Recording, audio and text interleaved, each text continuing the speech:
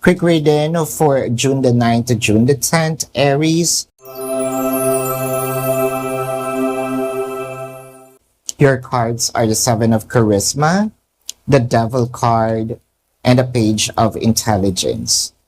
So, nag-aantayan lang ba kayo? Kasi nakikita natin dito, both of you do not want to have a do not want to initiate a communication, but wanted to have a communication. There's a difference.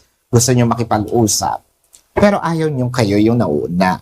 With the Page of Intelligence, so parang, since wala tayong communication kay person, tinitignan lang natin kung ano yung pwede niyang ginagawa, no? Either through social media accounts, we're sneaking up on their social media accounts, keeping tabs on them, or nagtatanong-tanong tayo, no? Sa mga tao sa paligid.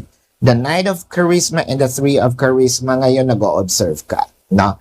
So, or nag-o-observe siya sa'yo, or both of you are observing with each other, na ito bang connection na ito is meron pa bang future, no? So madaming tanong na nabubuo ngayon kasi nga both of you do not want to have a communication. Do not want to initiate a communication.